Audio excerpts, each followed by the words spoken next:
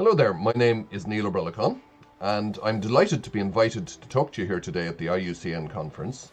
And the subject of my talk is a review of peatland policies across Europe. I'm with the National University of Ireland in Galway, and I'm with the Data Science Institute. And I'm also involved, I'm the policy leader of the CarePeat Interreg project, which involves 9 partners from across 5 different European countries: Ireland, the UK, France, the Netherlands and Belgium. So we're working together to discuss many different aspects of peatland policy and indeed to do practical re-wetting of peatlands in those 5 countries. Now today's talk has got really 3 key areas to discuss. The first one is an overview of global and EU peatland policies, including financial support mechanisms. So we'll be talking about things like carbon credits, for example. The second one, I want to update you, because I am from Ireland, I want to update you on Ireland's peatland activity. And the third one is to talk about work underway to assess key policy gaps. And that's in relation to both Ireland, the UK, and indeed in a more European context. And really the focus of those policy gaps is to do with, I suppose, carbon reduction and the re-wetting of peatlands and the restoration of peatlands from a biodiversity point of view as well.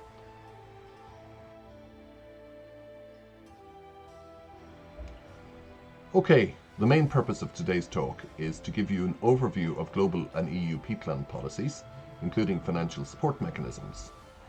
My background in the Irish Parliament, I was a member of the Irish Parliament and currently a researcher in the National University of Ireland, Galway, gives me great interest in terms of discussing the possibilities of saving greenhouse gas emissions from peatlands.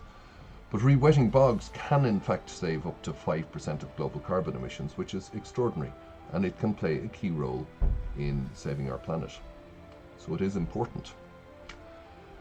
Many people in this conference will be aware, but probably a lot of people outside of here will not be aware, that roughly 33% of all soil carbons are stored in peatlands, not in any other type of ecosystem, and that they cover roughly only 3% of the global land area. So they're hugely important.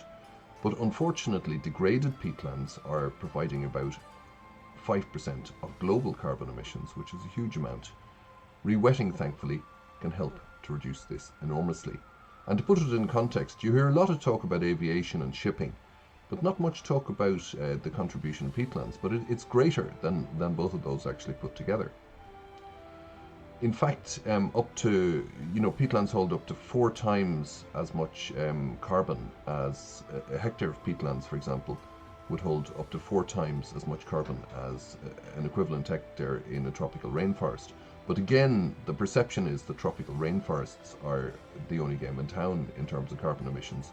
But just to show you sort of on a global basis where the key peatlands actually are, and Indonesia is the area where the greatest level of carbon is stored and the greatest level of carbon emissions.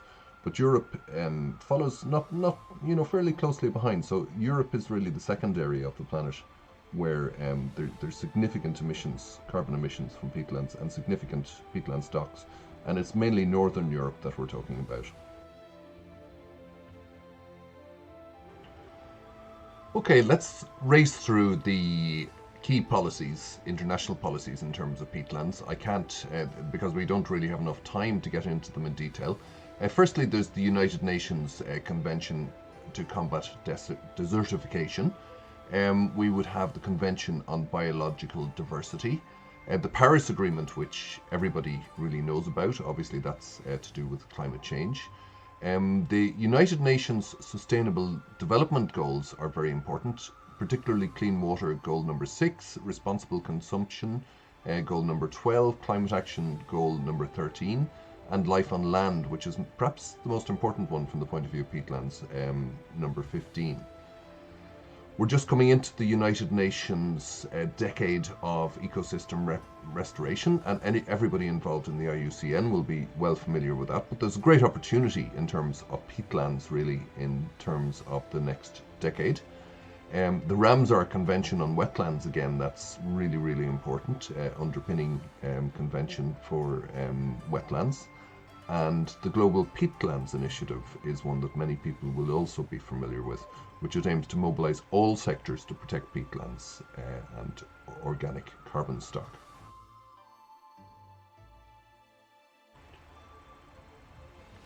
Let's have a look at the key EU policies which affect peatlands. We have the Common Agricultural Policy, which we'll go into in a little bit more detail in a minute, the Farm to Fork Strategy, the Water Framework Directive, the European Green Deal, which is coming down the line, and the 2030 Framework on Climate Energy, which not many people would think of in relation to peatlands, but it is quite important.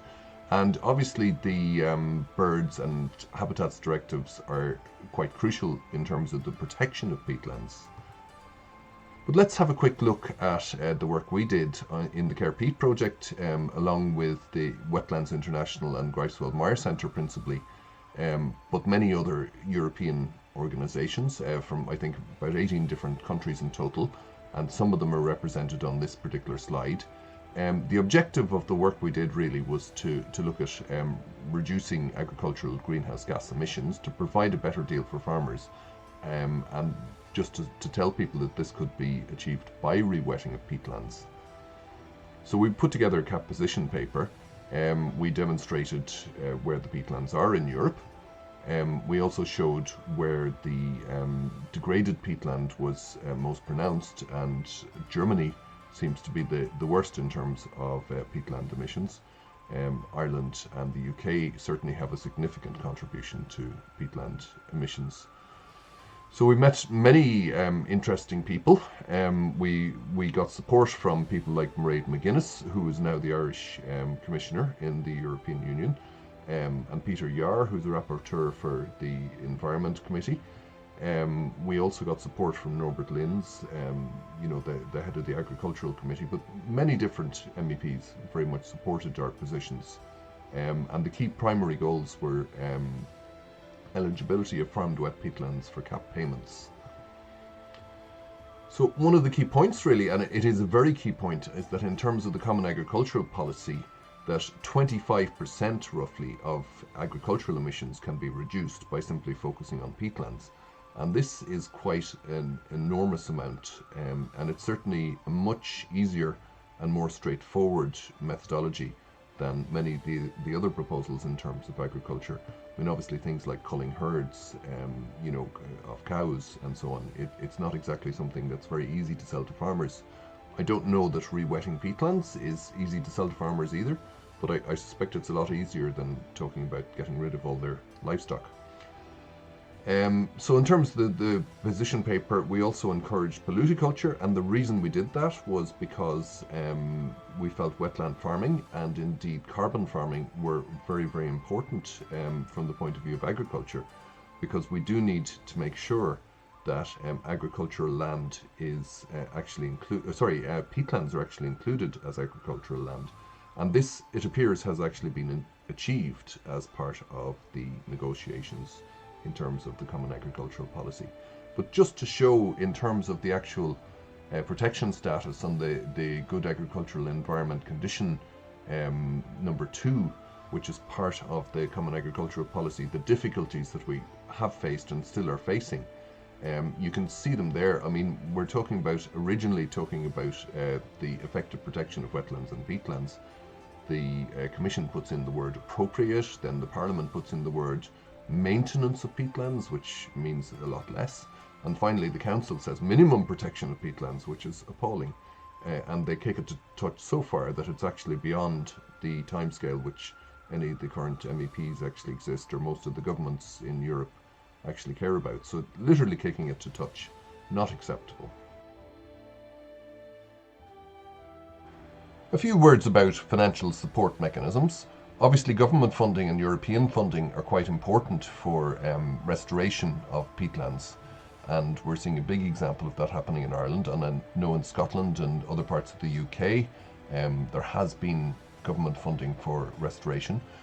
But we'd like to see very much blended finance, and carbon credits we see as for private landowners are actually of huge benefit, and we're also looking at blue credits. And together with the C-Connects project, the Care Peat project is looking into a white paper on carbon and blue credits for the European Commission. So other mechanisms that we're looking at would include polludiculture and carbon farming in general, sphagnum farming. So sphagnum farming is something, bespoke sphagnum farming is something we're trialling as part of the Care Peat project, together with our partners Lancashire Wildlife Trust and Manchester Metropolitan University in the UK, and we'd certainly like to set up similar trials in Ireland in the future.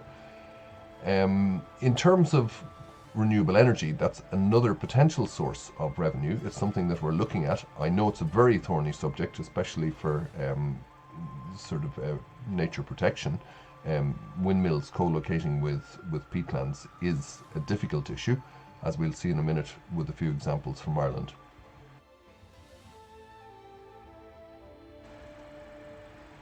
I wish I could tell you that everything was rosy in the garden in terms of peatland activities in Ireland, but unfortunately there's good news and bad news. Unfortunately, 85% of the losses in the European Union in terms of peatland have taken place in Ireland, and the UK, of course, is now excluded from these figures. There's been environmental destruction in terms of wind farms quite recently in Donegal, for example, and other environmental destruction. We'll see a video about that in a minute. But on the positive side, there's a lot of peatland restoration work being carried out in the country as well. A group of scientists got together recently and put some figures to the government, which thankfully has been listened to, and the government have invested in 33,000 hectares of peatland being restored by Bord Namona, who were formerly a peatland extraction company. So there's good news and there's bad news in Ireland. Recently in Leitrim, we saw this appalling peat slide as a result of excessive rain. It causes enormous environmental damage. This is actually quite startling. We're witnessing a forest literally travelling down the side of a mountain on a bed of peat as a result of construction work on a wind farm in County Donegal. This is at Meanbog, and it really honestly beggars belief. I mean, Shakespeare, it comes to mind Shakespeare, Macbeth will be okay until Birnam Wood shall come to Dunsinane.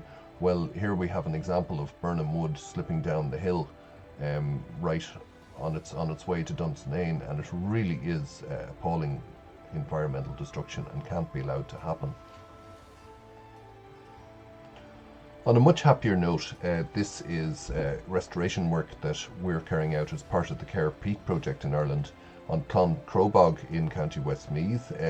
We're restoring, along with the National Parks and Wildlife Service, the Irish Peatland Conservation Council, and the Community Wetlands Forum, and many other partners. We're restoring the peatland there near Tyrrell's Pass, and you can see the various dams and so on which have been put in place. Now, there is quite a lot of restoration work happening in Ireland at the moment, and you'll see an example here of All Saints Bog, an industrial cutaway in County Offaly, an example nearby of an active raised bog, which is right beside a former peatland extraction site, and you can see quite a difference in those, but that's the way it is in a lot of parts of Ireland, really. Finally, let's have a look at the key policy gaps that Care Peat has identified as part of its process. In the UK, the top three policy gaps are economic uncertainty, lack of regulatory framework for peatland management, and lack of overall responsibility for peatland management. In terms of barriers, lack of clear signal of commitment to change, need for clear demonstration of the benefits and practicalities of alternatives, poor communications and relations. Top three enablers are monetisation of carbon and other ecosystem services as well, engagement and building cooperation, and demonstrations and early adopters. In Ireland, it's not that different, actually. The three top policy gaps are the National Carbon Credits framework for peatlands, a policy on peatland education, and facilitating local landowner re-wetting. The top three barriers are lack of financial incentives for peatland rewetting, lack of awareness about benefits from rewetted peatlands, and lack of awareness and information about alternative income sources from peatlands. Whereas the top three enablers are growing community engagement and leadership, the work of community-based organisations, and development of agricultural schemes aimed at rewetting farmland on peatland. I look forward to your questions in a few minutes' time, and delighted indeed to be taking part in this particular event. Thank you very much.